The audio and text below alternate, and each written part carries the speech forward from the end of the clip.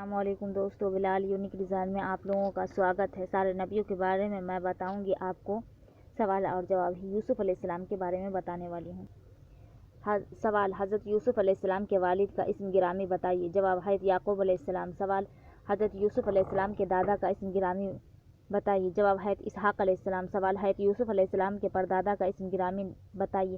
جواب: حضرت ابراہیم علیہ السلام۔ سوال: حضرت یوسف علیہ السلام کی والدہ کا نام بتائیے۔ جواب: راحیل بنت لابان۔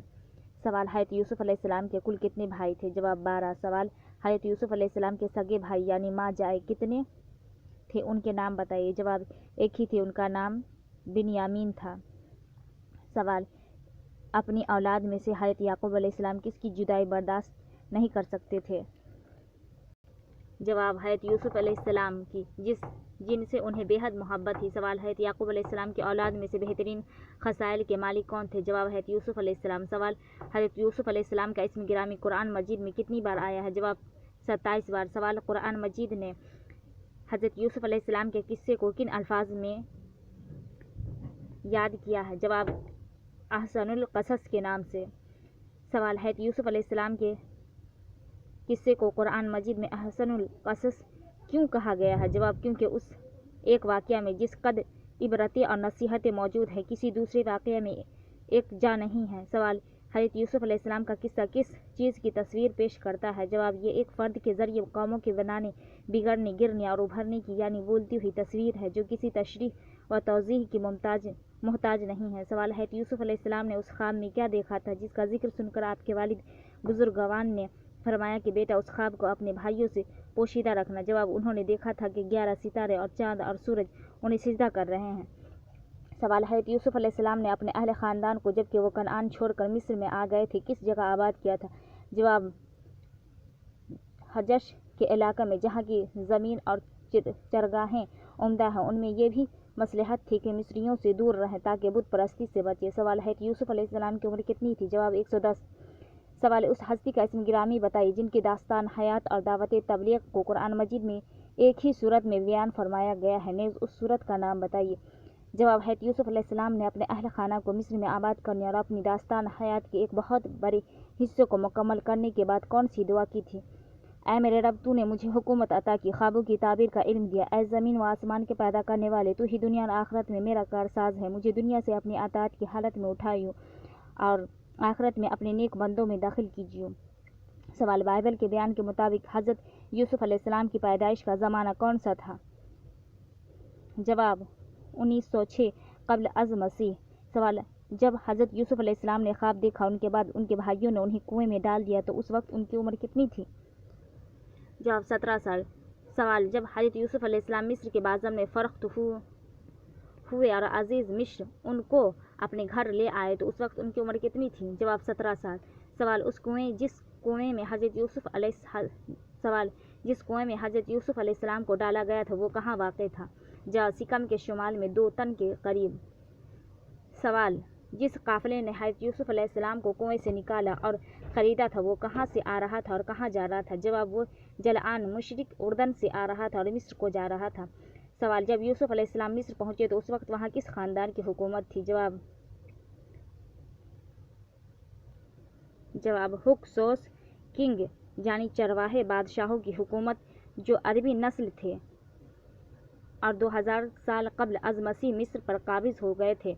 عرب مصنفین انہیں عمالیق کہتے تھے۔ یہ فلسطین اور شام کے رہنے والے تھے۔ سوال بتائیے ہکسوس بادشاہوں سے حکومت چھین کر قبطی خاندان نے کب اپنی حکومت کا آغاز کیا؟ جواب: 15ویں صدی قبل از مسیح میں۔ سوال: کیا حضرت یوسف علیہ السلام کے مصر میں پہنچنے کے وقت فرعون حکمراں تھا؟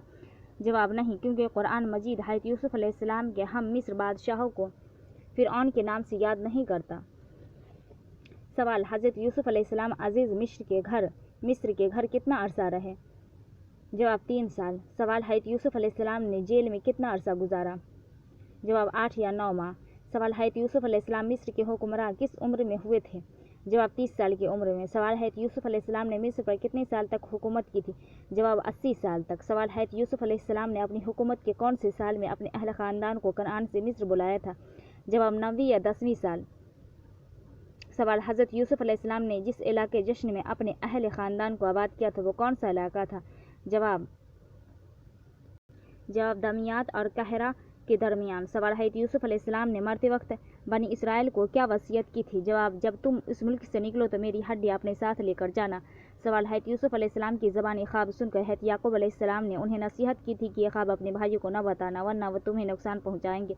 उसके साथ ही उन्होंने यूसुफ अलैहिस्सलाम एक बशारत भी दी थी। क्या आप बता सकते हैं कि वह क्या थी? जवाब, हज़रत याकूब अलैहिस्सलाम ने फरमाया था, और ऐसा ही हुआ जैसा कि तूने ख्वाब में देखा है। तेरा रब तुझे अपने काम के लिए मुंतखब करेगा, यानी नबूवत अता करेगा, और तुझे बातों की तह को पहुँचाना सिखाएगा, यानी ख्वाबों की ताबीर सिखाएगा, और तेरे ऊपर और आल याकूब पर अपनी नेमत इस तरह पूरी करेगा जिस तरह उनसे पहले वो तेरे बुजुर्ग इब्राहिम और इसहाक पर कर चुका है। यकीनन तेरा रब इल्म और हकीम है।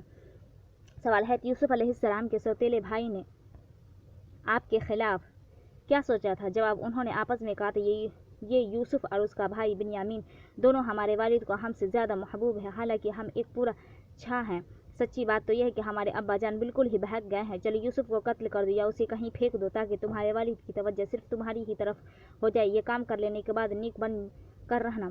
सवाल, हज़रत यूसुफ अलैहिस्सलाम के भाई उन्हें कत्ल करने की मंसूबा बना रहे थे तो उनमें से एक ने दूसरी तजवीज़ पेश की थी, बताइए वो क्या थी?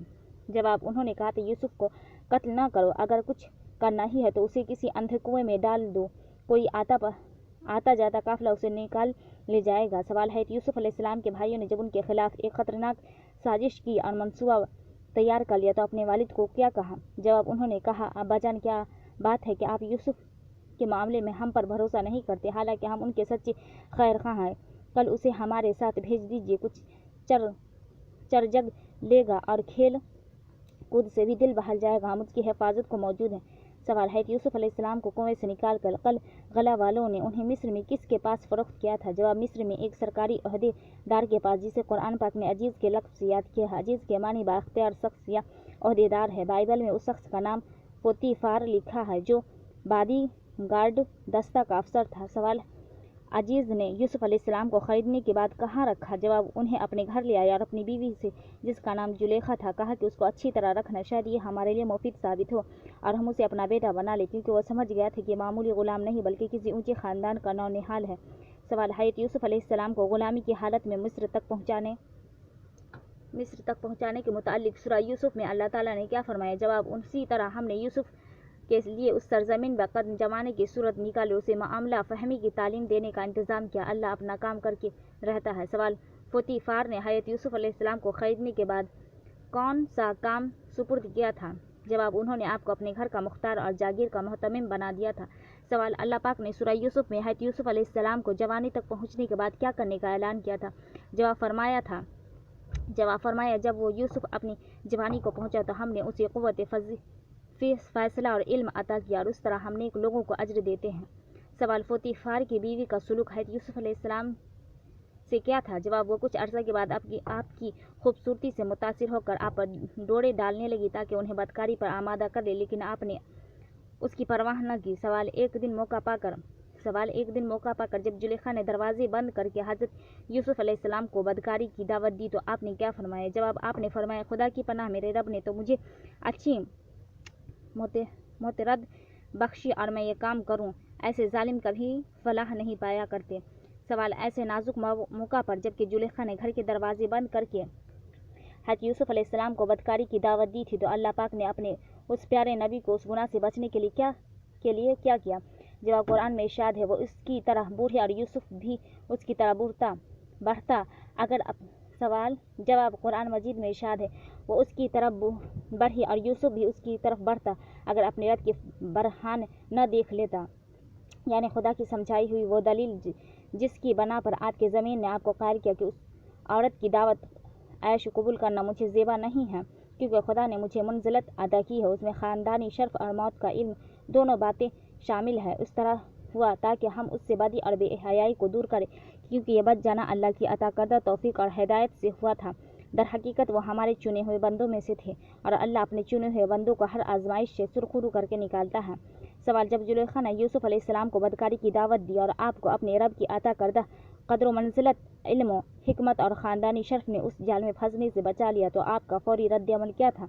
जवाब, आप कमरे से भाग निकले, क्योंकि अल्लाह की हुकमत से दरवाजे खुलते गए और जुलेखा आपके पीछे भागती, उसने पीछे से यूसुफ का कमीज़ खींच कर फाड़ दिया। सवाल जब यूसुफ अलैहिस्सलाम और जुलेखा आगे पीछे भागते हुए उस कमरे से बाहर निकले जहां जुलेखा ने उन्हें दावत ऐश दी थी, तो वो दरवाजे पर गैर मुतवक्का तौर से उनकी मुलाकात किससे हो गई? जवाब जुलेखा के खाविन से, जो वहां मौजूद था और उनके साथ उनकी एक रिश्तेदार भी था।